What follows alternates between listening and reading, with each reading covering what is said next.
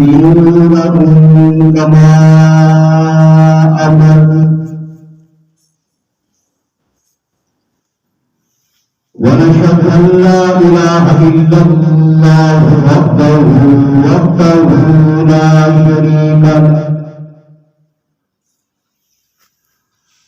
لا شريك له في الخلق والأمر إماما لمن جحد به وكفر ونشهد أن سيدنا وسندنا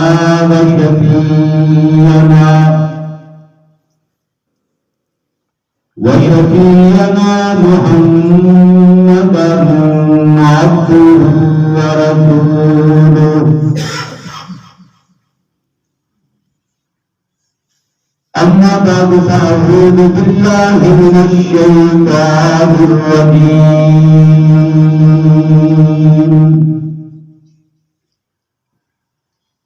بسم الله الرحمن الرحيم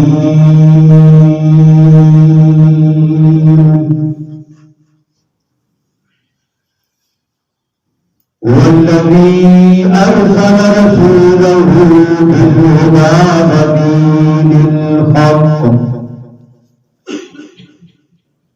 ليظهره على الدين كله وكفى بالله شهيدا محمد رسول الله وقال الله تبارك وتعالى في مقام آخر لقد جاءكم رسول من أنفسكم عزيز عليه ما عنتم حريص عليكم بالمؤمنين رؤوف رحيم صدق الله مولانا العظيم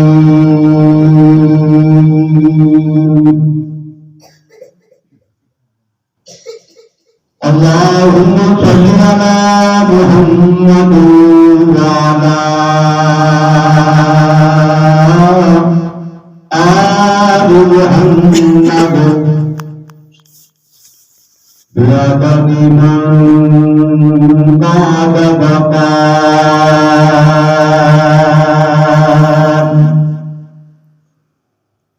وصل على محمد وعلى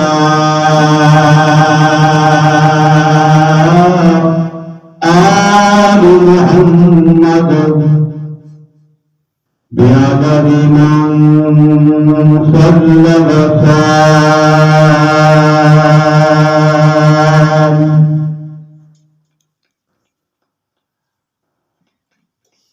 قابل سبھی کرام حضرات علماء کرام قابل قدر بزرگوں بھائیوں عزیز دوستوں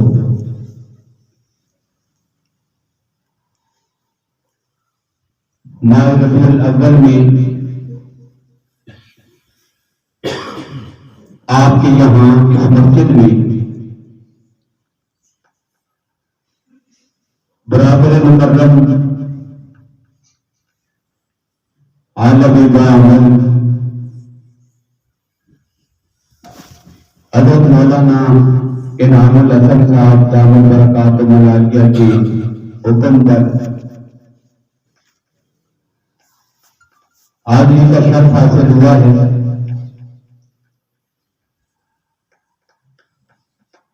کئی بار اس علاقے میں آپ کے ساتھ حاضری کا موقع ملا ہے، اور جب بھی اس علاقے میں آنے کا موقع ملتا ہے مجھے اس بات پر بڑی خوشی ہوتی ہے کہ یہاں پہنچ کر کثیر تعداد میں علماء کرام کی زیارت کا شرف حاصل ہوتا ہے۔ اللہ رب العالمین ان شخصیات کا سایہ اور سرپرستی ہمارے سروں پر قائم اور دائم رکھے۔ اختصار کے ساتھ عنوان کی مناسبت سے کچھ باتیں آپ کے سامنے عرض کرنی ہے۔ آج کی گفتگو کو جو عنوان دیا گیا ہے وہ محبت رسول صلی اللہ علیہ وسلم، یہ عنوان ہے۔ انتہائی تفصیلی، انتہائی قابل قدر، انتہائی پرکشش اور اہل ایمان کے ایمان کو گرما دینے والا عنوان ہے محبت رسول یا عشق مصطفیٰ صلی اللہ علیہ وسلم۔ نبی اکرم صلی اللہ علیہ وسلم کی محبت کی شریعت میں کیا حیثیت ہے؟ تو جس طرح نبی اکرم صلی اللہ علیہ وسلم پہ ایمان لانا لازم ہے، جس طرح نبی اکرم صلی اللہ علیہ وسلم کی مطلقاً غیر مشروط اطاعت لازم اور فرض ہے، اسی طرح نبی اکرم صلی اللہ علیہ وسلم کی عقیدت اور محبت بھی لازم اور فرض ہے۔ بلکہ ایمان والوں کے لیے نبی اکرم صلی اللہ علیہ وسلم کی محبت ان کے ایمان کی روح ہے اور ان کے عقیدے اور نظریے کی جان ہے۔ یہی بات علامہ اقبال نے اپنے ایک شعر میں کہی تھی۔ اقبال نے کہا تھا کہ مرد قرآن، روح ایمان، جان دین، یہ تین باتیں اس نے کہی ہیں۔ مرد قرآن، پورے قرآن پاک کا خلاصہ کیا ہے، شروع سے لے کر آخر تک قرآن پاک میں اللہ نے جو ذکر کیا اس کا نچوڑ کیا ہے، اور دوسری بات روح ایمان، ایمان والوں کے ایمان کی روح کیا ہے، یا اللہ نے جو دین اس امت کو عطا کیا ہے اس کی جان کیا ہے۔ تو اقبال کہتے ہیں حسب حب رحمت للعالمین، یہ رسول اللہ صلی اللہ علیہ وسلم کہ جن کو اللہ نے ساری کائنات کے لیے رحمت بنا کے بھیجا تھا، ان کے ساتھ محبت یہ پورے قرآن پاک کا خلاصہ اور نچوڑ بھی ہے، یہ ایمان والوں کے ایمان کی روح بھی ہے، یہ مسلمانوں کے اسلام کی اصل اور بنیاد اور اس کی اساس بھی ہے۔ تو یہی وہ جذبہ ہے محبت رسول یا اس کے مصطفیٰ صلی اللہ علیہ وسلم۔ اگر یہ نہ ہو تو پھر ایمان بھی کامل نہیں، وہ بھی ناقص ہے، اور کوئی عمل ایمان والوں کا قبول نہیں کہ جب تک اس کے پیچھے نبی اکرم صلی اللہ علیہ وسلم کی محبت کا اثر نہ ہو۔ اور پھر ایک بات یہاں اور بھی کیا ہے، سید سلمان نقوی رحمہ اللہ نے بڑی عجیب بات ایک لکھی ہے۔ وہ یہ فرماتے ہیں کہ اصل میں پیغمبر اسلام صلی اللہ علیہ وسلم کی ختم نبوت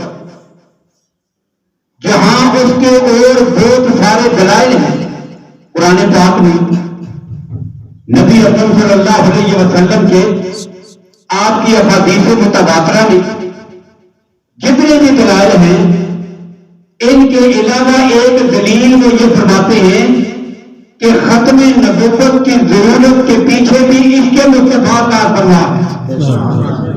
بڑی عجیب بات لکھی، وہ کیسے؟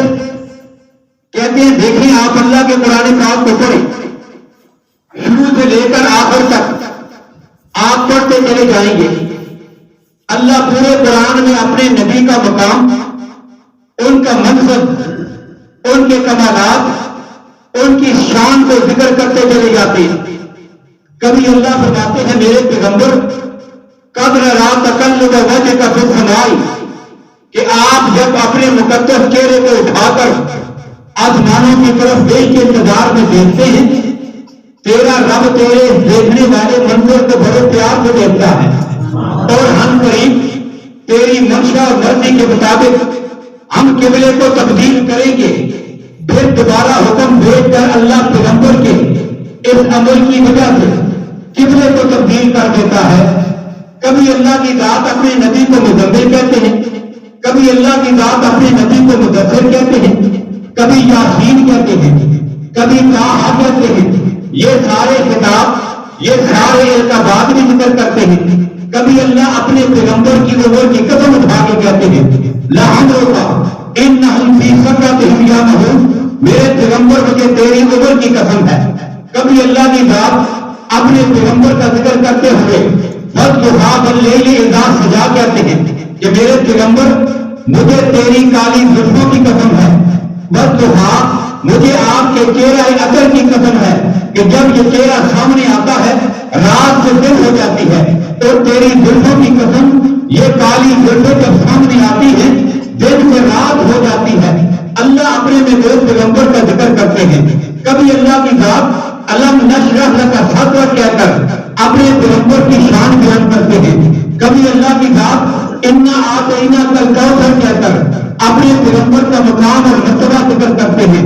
تو شروع سے لے کر آخر تک جب ایمان والا اپنے نبی کی شان اور مقام اور مرتبہ پڑھتا چلا جاتا ہے، ان کے کمالات کو دیکھتا ہے، ان کے حسن و جمال پہ نظر جاتی ہے، ان کے احسانات کو دیکھتا ہے، ایمان والے کا دل پیغمبر اسلام کی محبت سے بھر جاتا ہے، محبت پیدا ہوتی ہے دل میں۔ اب اگر میرا پیغمبر آخری نبی نہ ہوتا، رسول اللہ بالفرد اللہ کے علم کے مطابق خاتم النبیین نہ ہوتے، پھر کیا ہوتا؟ پھر یہ ہوتا کہ اللہ کسی اور نبی کو بھیجتے، اب کوئی اور نبی آ جاتا، وہ اللہ کا سچا نبی ہوتا۔ اب جو وقت کے لوگ ہوتے ان پہ لازم ہوتا کہ اس پہ بھی ایمان لائیں، اس کا بھی کلمہ پڑھیں، اس کی بھی اطاعت کریں۔ اب کیا ہوتا؟ میرے اور آپ کے دل میں ان سارے کمالات کو دیکھ کر آقا کائنات کی جو محبت آئی ہے، اب اس محبت میرے دل کی محبت میں ایک اور درمیان میں حائل ہو جاتا، یہ جس کو اللہ نے نبی بنا کے بھیجا یہ درمیان میں حائل ہو جاتا۔ اب اللہ نے ختم نبوت کے دروازے کو بند کر کے امت پہ احسان کیا ہے۔ اللہ بتانا چاہتے ہیں کہ جو تمہارے دل میں میرے نبی کی محبت اور پیار آ گیا ہے، اب اس پیار میں کسی اور کو درمیان میں حائل نہیں کرنا چاہتا، اس لیے میں نے اپنے نبی کو خاتم النبیین بنا کے بھیجا ہے۔ یہ دلیل ایک ذکر کیا ہوا، تو پیغمبر کی محبت یہ وجہ اور دلیل بنی ہے پیغمبر کے ختم نبوت۔ اب قیامت تک کے لیے ایمان والوں کے دل میں جس ذات اور شخصیت کی محبت موجودن رہے گی اور اللہ موجودن دیکھنا چاہتے ہیں، اس ذات کو ذات مصطفیٰ کہتے ہیں صلی اللہ علیہ وسلم۔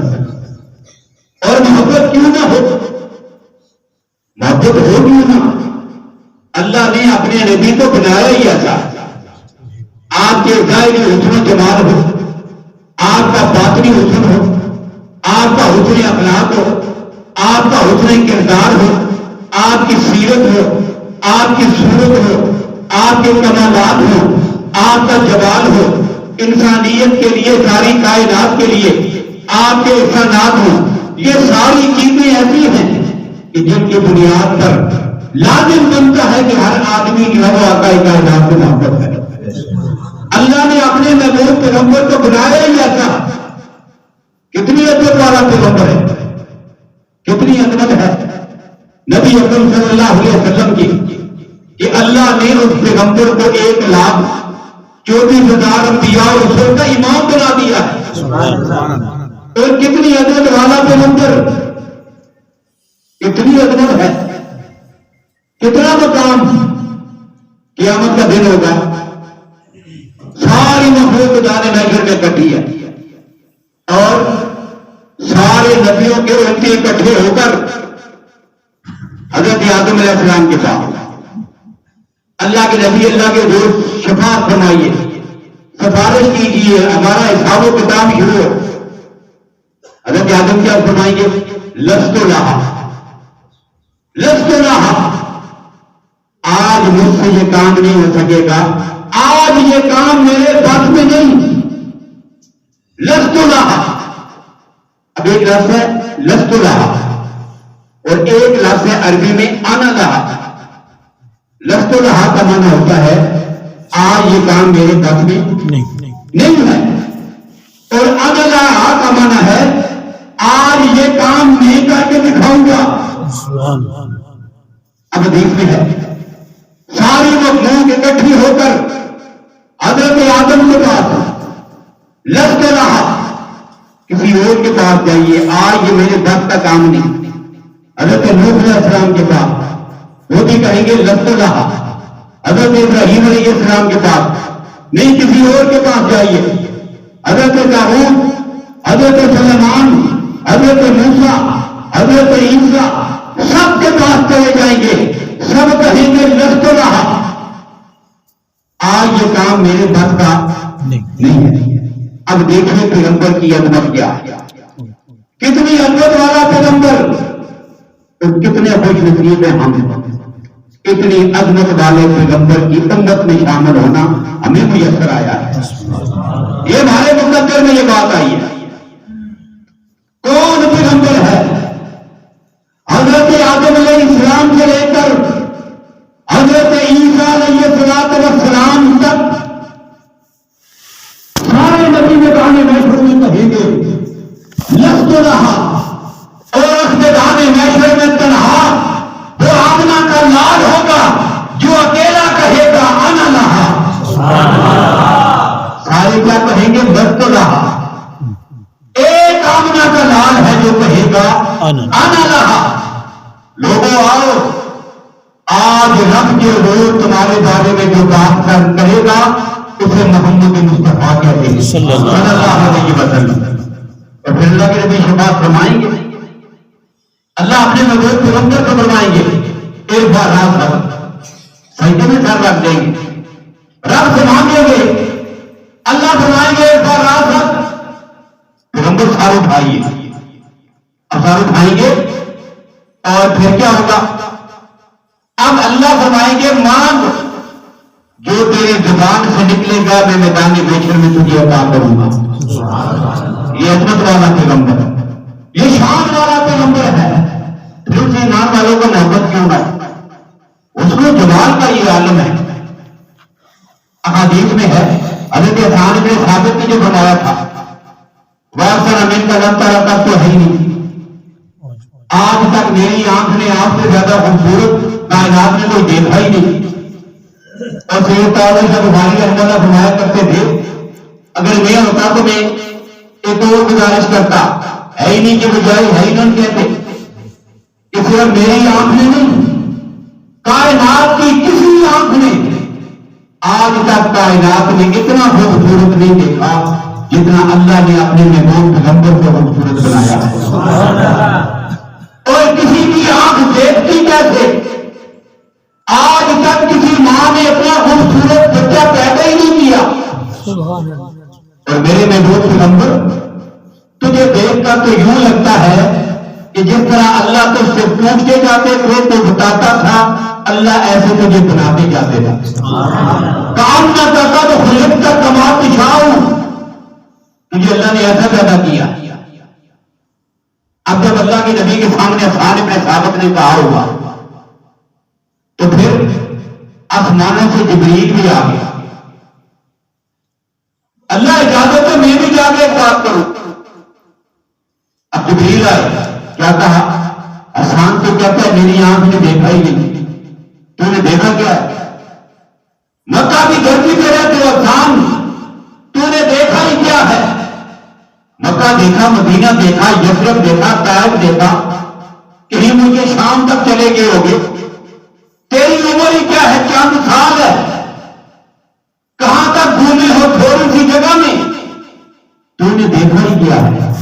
اور میں جبریل امین, میں نے تو زمین و آسمان کو بنتے دیکھا ہے, میں نے جنت کو سجدے دیکھا ہے, میں نے حضرت آدم کی تخلیق کے وقت ان کو دیکھا ہے, میں نے حضرت حوا اور آدم کو جنت میں دیکھا ہے, انہیں جنت سے نکلتے دیکھا ہے, میں نے حضرت نوح کو بھی دیکھا ہے, انہیں کشتی میں سوار دیکھا ہے, میں نے حضرت ابراہیم کو دیکھا ہے, ان کو جو ہے وہ آگ میں چھلانگ لگاتے دیکھا ہے, میں نے حضرت ابراہیم کو حضرت اسماعیل کے پاس کھڑے ہو کر چھری لے کر اسماعیل کو ذبح کرتے ہوئے دیکھا ہے, میں نے حضرت موسیٰ کو دیکھا ہے, دریا کے پار ہوتے دیکھا ہے, میں نے فرعون کو ڈوبتے دیکھا ہے, میں نے حضرت عیسیٰ کو دیکھا ہے, میں نے کائنات کا ایک ایک ذرہ ایک ایک چپٹا چھان مارا ہے, سارے آسمانوں پر میری پرواز ہے, میں نے جنت کو دیکھا ہے, میں نے جہنم کو دیکھا ہے.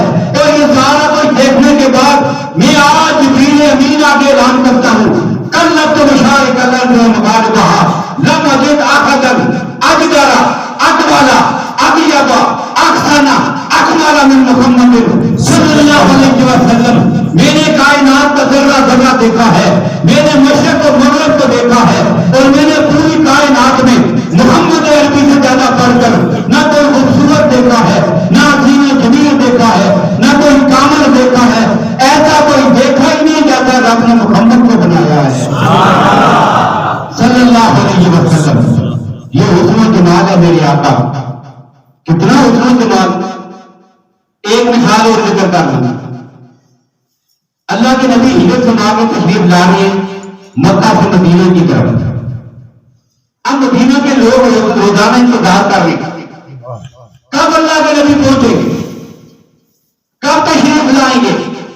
روزانہ دن کو جا کے بلند جگہ پر پہاڑی پہ جا کے بیٹھ جاتے تھے, دور سے رستہ آتا ہوا نظر آتا ہے, انتظار کرتے کرتے شام ہو جاتی. آج کا میڈیا کا دور اچھا نہیں, بتا دیتے ابھی تک پہنچے ہیں, صبح پہنچیں گے, کل پہنچے نہیں, کوئی اطلاع نہیں. تب تشریف لا رہی روزانہ صبح کو جا کے بیٹھتے شام ہو جاتی.